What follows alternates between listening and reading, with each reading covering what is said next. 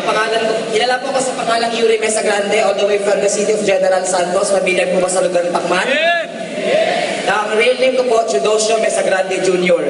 Sabi ng friend ko, pangalan pa lang karuman-duman na raw. So, paano ako na-involve sa global? 2009. 4 years ago ho. Ayan po yung itsura ko. Mataas ang buhok, maraming tato. Pagka kung ako siguro yung mag-i-introduce ng negosyo, at sasabihin sa akin, ano bang negosyo mo? Shabu? Makikita naman po siguro. Now, mga kaibigan, bakit ko po pinasukan ng global? Simple lang. Dati na po kaming mahirap, sanay sa hirap. At the age of 14, yung father ko po namatay because of cardiac arrest. Hindi pa po uso ang cardiac pulse that time. Pagkamatay po ng father ko, doon ko po nakita yung realidad ng buhay. Walang problema sa nawala, kundi yung mga iniwan niya sa buhay. Tama ba? Lahat ng stress, responsibilities, lahat ng utang, ako ang shock absorber, lahat-lahat. Ang mother ko po, mahal na mahal ko po, hindi ko kinakaya, illiterate lang po yung mother ko. Ang alam niya, thumb mark lang. Ang father ko, syempre, patay na. Ang dalawa kong kapatid na mas nakakatanda sa akin, hindi mo na pwedeng asahan pa. Why? Kasi, for the reason na maka-exit sa kahirapan, nag-asawa ng maaga, good news, mas naghirap silang dalawa. So sabi ko that time, ladies and gentlemen, kung yun ang papupuntahan ko, huwag muna. The same mo sa inyo, nangarap din, kaso nga lang, paano? Each and every day, I keep on praying. Lord, pag nabigay mo sa akin ang opportunity, pag eto na-meet ko, hindi ko ito pakakawalan. Pagkatapos, seseryosohin ko. Mga kaibigan, 2009 to be exact, 4 years ago, na-invite po ako. Habang nagbebenta ako sa sidewalk, binibenta ko po trapo, familiar po with doormat. Ngayon po, may isang taong lumapit sa akin, malaking tao. Takot po ako, akala ko human trafficker pa. Kasi malaki siya.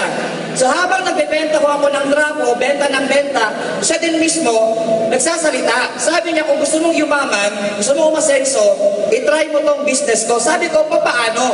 Sidewalk vendor lang ako. Sabi niya naman, kung ako nga, dating embalmer, yumaman, ikaw din, may karapatan. Sabi ko, how come?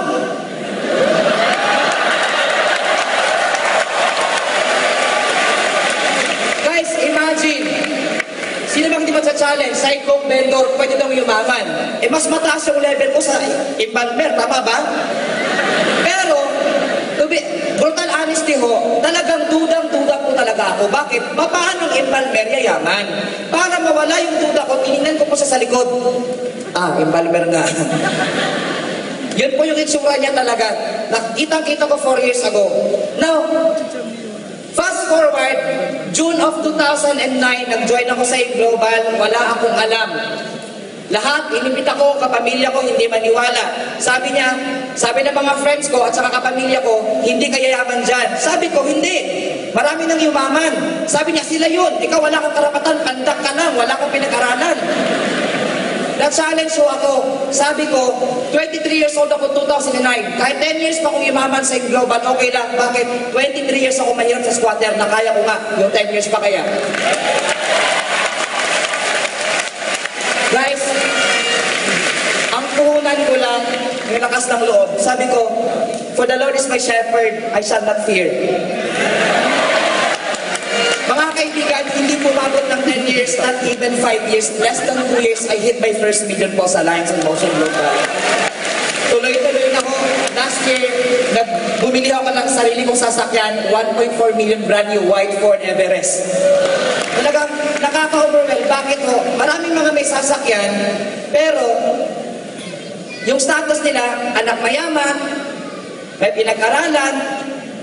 Kung ako ho, sidewalk vendor, na kaya ko nga, kung ikaw first timer ka, silver at gold, gusto mo maging global ambassador, sana maging inspiration mo ako, na yung dating sidewalk vendor, usbusin, nasa lansangan, nabigyan ng Alliance and Motion Global para umangat at yumaman.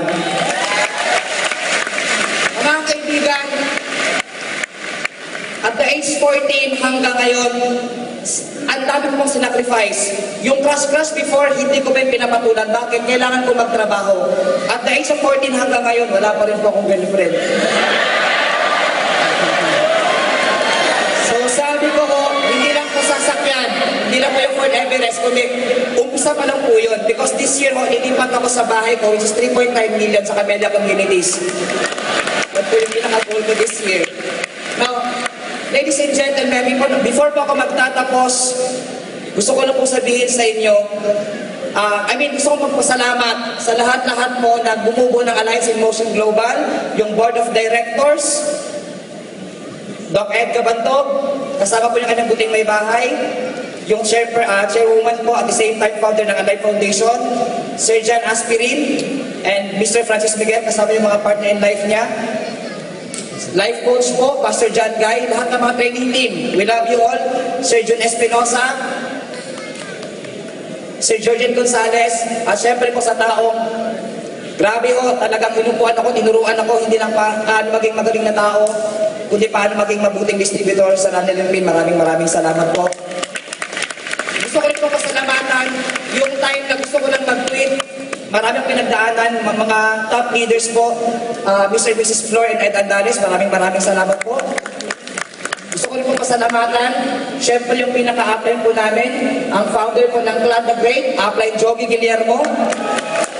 Syempre, hindi po ako magiging Yuri ng InGlobal kung wala po yung upline ko, yung mentor ko.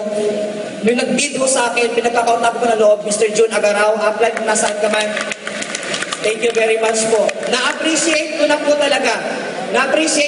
talaga kung bakit ako before pagkausap ko siya habang kumakain sa mesa umiiyak. Now, ano po yung pinakamagandang ending ko?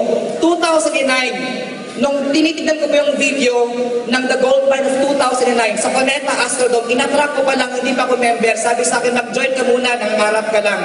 2009, sabi ko, pupunta ako ng Cuneta Astrodome. Right here, right now, tubig sa Cuneta Astrodome talaga ang napuntahan ko. Maraming salamat po sa lahat ng mga bumubuo ng grupo ko, Blessed Yuri's Clan, sa lahat ng mga cross-time. Again po, this is Yuri the Great of Clan the Great, and God bless us all. Thank you very much.